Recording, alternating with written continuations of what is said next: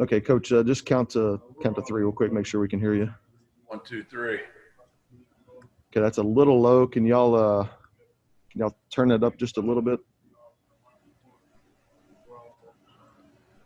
I know JJ's gonna turn it up. J- JJ, Braves. JJ, since the Braves are up in the series, can you tell us if you can hear Coach? Okay. I got him all right over here. Okay. Thanks, Greg. We don't know who your Major League Baseball team is, Greg. So. I keep it hidden for good reason because they're not very good. Okay. All right. If y'all can hear Coach, then we'll go ahead and get started here. JJ, you're up first.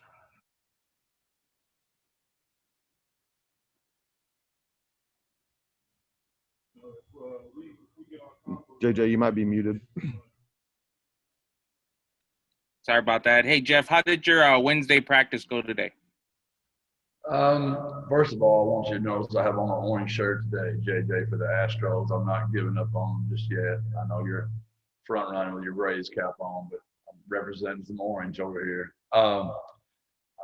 We were good at times. We weren't at times. Just preparing for a military school, the Army is a different style of ball, and it creates, different. Whenever you're different at practice, you got to get used to it. And our scout team was way better today. Uh, and our kids have been through a rough stretch.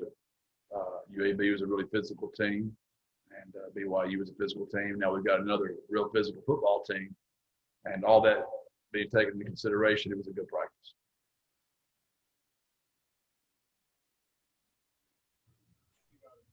Okay, Greg. Jeff, you just touched on this, but from the injury and physical preparedness standpoint, do you change anything about recovery or how the players go through the week just to make sure everybody's fresh? It's a fine balance because they play a very physical style of ball, so you've got to duplicate their scout team look, and the only way you're going to do that is by running that option. And that's a bunch of reps, or you won't be good at playing the dive, quarterback, and the pitch. So it's a fine line. It's also sixth straight game in a row. It's also three of the most physical football teams in the country, back to back to back. There's a lot of factors in play. So we just talked about Nick and Dan and Marie and Theo and Lionel, Ryan Philo and his strength staff. Those are all of our trainers, our med team. Those are the most important people on our team right now. Our guys have got to get in there and stay in there for treatment, take care of their bodies right now. And you talked yesterday about that mental side as well, the efforts to make football fun. I'm wondering, is there any joke or anything you've told lately that you thought got a good reaction, or any specific you can share with us? Yeah, I think today I did a pretty good one. We started a new game where we're going to put up the high school players highlight video, and we're going to all try to guess who it was. And I went with Hunter Ritterman, the San Antonio legend, this morning as our player, and kids figured out who it was, and they've been giving him a hard time about some of his cuts he made back in high school, some of his touchdowns. Do you talk to your assistants about trying to do stuff like that within their position groups or ways to sort of lighten the mood, or does that have to come naturally from those? No, we work on it. It's very important to me. I think morale of the troops is just as important as the X's and the O's. Somewhere along the way, we forgot this is supposed to be fun, and it can't always be fun. I get it. It's hot out there, and we're banging on each other. But when there's moments, we need to laugh, and we need to have a good time.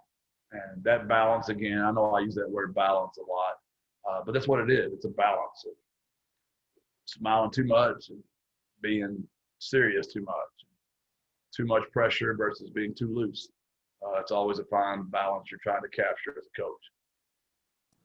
Any ways you've seen that done effectively within position groups? I know Barry Lunny is supposed to be a pretty funny character. I don't know if there's anything you've noticed that the kids have responded to well. I think the biggest deal there is for each coach to be true to who they are. That's the hardest part. I have a hard enough time being Jeff Traylor. I sure as heck don't need to be trying to be somebody else.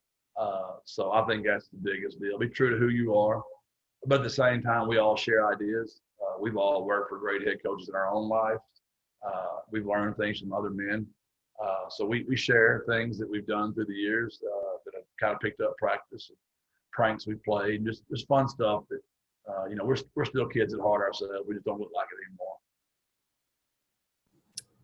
And as you go through this week and you're working on the quarterback decision here, I know you're not going to give us the specifics of it all, but when you're looking at that, how much do you weigh like game film versus practice performance? Is one more important than the other, or how do you evaluate it overall? It's all important. But there's other factors involved as well. You've got health of players. It's not just performance based only. It's who's the best, that's the healthiest. And you can use that analogy for so many other players. It's just, we all love talking about the quarterback, but those decisions are being made everywhere on the football field. In one way or another, that this kid might be better at this, but he's nicked up this part of his body right now, so this kid's going to play in this position or this role over this other kid because it gives the best chance to win. And if there's anything 2020 has taught us, is we need to get through today. And let's get through Wednesday. And then, and I'm not trying to be sarcastic either, it's just literally, who knows? I don't believe we're playing the game, Greg, until my headphones are on, my mask is over my face, and the ball's kicked off. And I'm like, every time I say the same thing, I said, boys, we're getting to play again this week. Until that moment happens, I don't take it for granted. I imagine part of that balance with the injured players is you don't want anybody to feel like they lose their starting job because of an injury, but then also, like you said before, you don't want them to push through when they're less than 100% if they could be putting themselves or the team at risk. How do you sort of go about helping the players to navigate that? That could probably be a challenging thing for them. Yeah, it's just really simple. Every decision we make is what gives us the best chance to win the game. And the way that we look at that is, what chance does this give us to be our very best tonight? Because if we're at our very best tonight, then that gives us the best chance to win the game, obviously. So I don't make comments like the one you made, no one loses their job because of injury. I just, what gives us the best chance to win the game tonight? That's the only decision we're going to make. And nobody's, there's just not anything much more to it than that.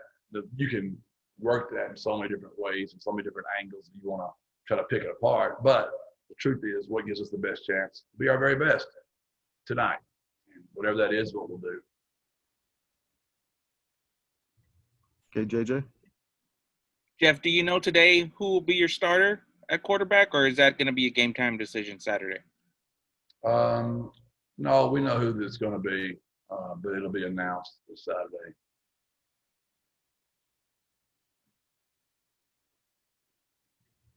Okay, Hector? Morning, Coach. Good morning, Hector.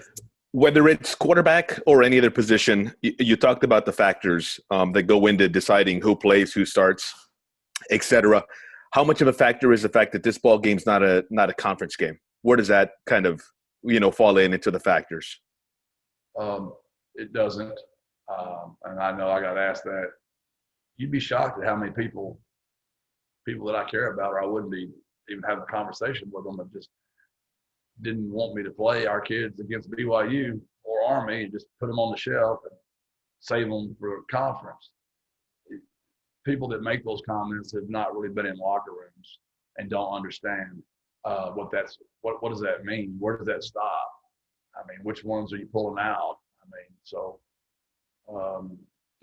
Think about that. Sincere, we're going to rest you. Maka, we're going to rest you. Zakari, we're going to rest you. But hey, KD, you're going to play. And oh yeah, by the way, Josh Otis, you're going to play. We care about those guys, but we don't care about y'all. Where does it stop? When you go suit up and play in the locker room, if you can go, you go play. And that's just kind of the locker room mantra. That's just the way we roll with it, Hector. Thank you, Coach. Okay, Greg? Jeff, what are your expectations for fan support this week? Do you feel like you've done enough as a team to maybe generate a little more excitement? I'm sorry, I couldn't quite hear you, Greg. One more time, please. I was asking what your expectations are for fan support. I know you guys have kind of generated some excitement. I wasn't sure if you thought there might be a larger turnout.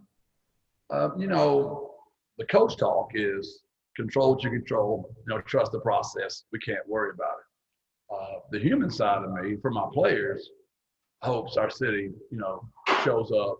And because I want to really brag on the Alamo Dome again. They've done a fantastic job of keeping everybody safe. I have so many family members that have come to the game. They really brag on what the Alamo Dome has done to provide a good game experience, but at the same time keep everybody safe. So I hope people trust that. Now I think what hurts us, we've been on national TV now. This will be number 6. So I'm sure people are just saying, "Hey, why go down there? I can just stay home and watch it on TV." So that might be hurting us. Then the last point I'd like to make is because we're playing the Army and we are a military city, USA. I think they're going to pick up some fans there too. I hope so. Greg. And are you guys still making it through that streak of COVID testing without any positive results? Have you had any blips on the radar there? No, sir. The streak is over. We had one positive, believe it or not. So that's where we are right now. But nothing that kind of sent any ripple effects with contact tracing or anything? Is the roster mostly good to go? Contact tracing is being researched and doing the protocol. And we won't know about that, for whenever Dan and Nick get those all finalized. All right. Anything else for Coach? All right. Thanks. We'll get Makai in there next. Thanks, Jeff. God bless. Birds up. Thanks, Jeff. Go Astros.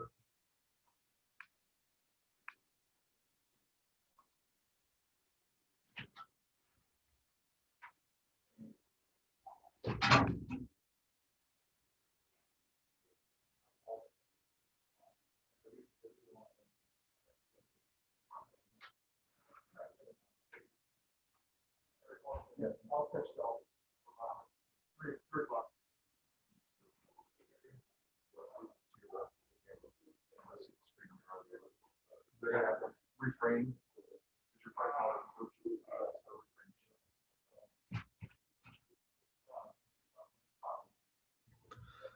Okay, Makai, just stand by. They're going to reframe the camera shot.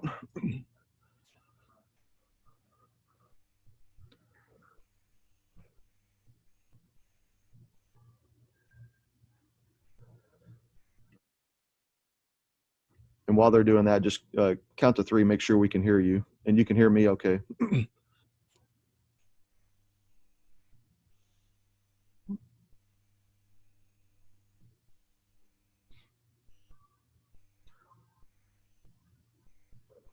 Makai, can you hear me? Yeah, I can hear you. Okay, perfect. A little bit. All right, just ask the questions loudly. We've got a little bit of a speaker issue today. So, JJ, questions for Makai? Hey, Makai, how's it going? It's good. Thanks for joining us today. How has practice been this week for you guys coming off that tough loss? We attacked the spots that we needed to, and we're just continuing to get better each day. How would you say the offensive line performed this week? We did exceptionally well. There's a lot of spots, though, that we're just this close. We got to get better at. But I feel like we're moving in the right direction. What about yourself personally? What was it like to get that first start? It was pretty cool, but myself, I feel like I could play a lot better as well. Okay, Greg, you're up. Hey, Makai, how are you? I'm good. How are you? I'm doing well. I'm wondering, what are some of those things you felt like you could have done better? What areas do you want to improve going forward?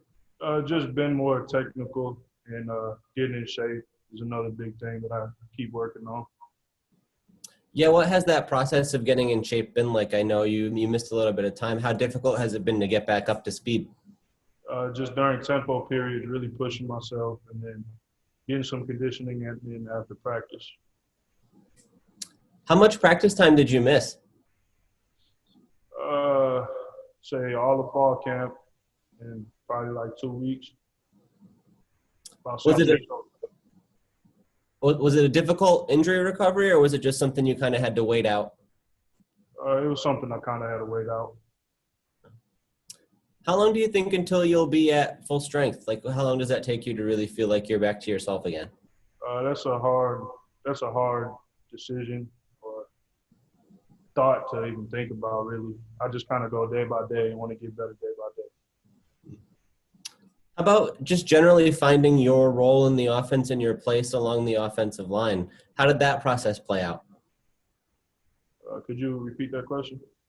Yeah, how did you sort of find your role on the offensive line? I know they've kind of shuffled guys around, and I think you have experience at guard and tackle. How did you figure out where you fit, and how did that process come together? So I played tackle my whole line career.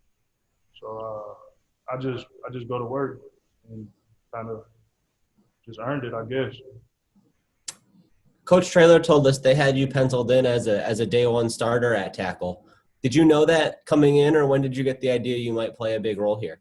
I didn't know that. I was just coming here, like I said, to work. Did you have expectations that you might play a lot? Was that part of your decision to come here? A little bit, but really I chose this place because of the coaching staff. What was the recruiting process like? Did you have a lot of other options you were considering, or how did that play out? Yeah, I had other options, but when this staff came in and talked to me, I could really tell that they were more about you as a person than just football. And that really stuck out to me. How do you really evaluate your own skills? Like, what are the things you do well at the position, or how do you stand out? I say I'm pretty athletic. That's probably one of my biggest strengths. I can get out and run. What did it mean to you to be one of those triangle of toughness players of the week this week? It's all cool and all, but honestly, I don't really pay attention to that. I know I was looking at your bio and it said you started at Ellsworth College before you transferred to Trinity Valley. I guess I don't recall seeing a ton of JUCO transfers. Sort of how did that play out that you went from one JUCO to the other? My O-line coach that had switched me from D-line to O-line up at Ellsworth that actually went to Trinity Valley. And then the new staff that came in was running the triple option, so I figured it was best to get out of there. Oh, so you had been a defensive lineman previously? Yes, sir. Was that like going back to high school that you had always played that position? Yeah. Huh. Why did you want to switch to offensive line? What led to that? I didn't really have a choice. The new coaching staff that came in at Ellsworth gave me an idea, and I just said I'll do whatever, and then it happened. Huh. Did you find it to be a good fit right away? Not right away, honestly. I didn't really like it, but got into it. I love it now. Huh. Do you feel like you would be where you are now if you were still on the defensive line, or was that switch like key to you moving on to the D1 level? Probably not, no. I feel like I'm an O-lineman. High school coaches told me back in the day to play O-line and never listened. Oh, why didn't you listen to them? Honestly, in high school, I was playing like slot, tight end, all type of stuff. So I guess I was living that touchdown life rather than the big boy life. And then I guess it probably became more fun to just go after guys on defense than to man the blocking side. Yes, sir. Was it tough to give that up? Do you ever wish you could kind of go back to that? No, it's fine. I love playing O-line. I'm an O-lineman. How do you set your goals for your time here? What do you want to accomplish? I want to go to a bowl game and I want to win the conference. Multiple years that I'm here. That's the goal. How do you feel like you guys are progressing towards that goal? What do you feel about where the team stands right now? You guys, you just played a ranks team pretty close. I'm sure you guys should be feeling pretty good about yourself. What's the atmosphere like? I feel like we're coming together even more than so from the losses because we're starting to really nitpick little small details that matter. So I feel like if we just keep getting better and better, our team, the sky's the limit, really. You guys have had a lot of injuries and played a lot of close games. How are you guys just holding up, mentally and physically through this point of the season? That each day, just come to work, get better and better. That's all you can do. Has the injuries had an impact on the team as a whole? Is that something that it's been tough for you guys to push through? You just got to push through it. Injuries will happen. COVID will happen. Next man up mentality. That's what Coach preaches a lot.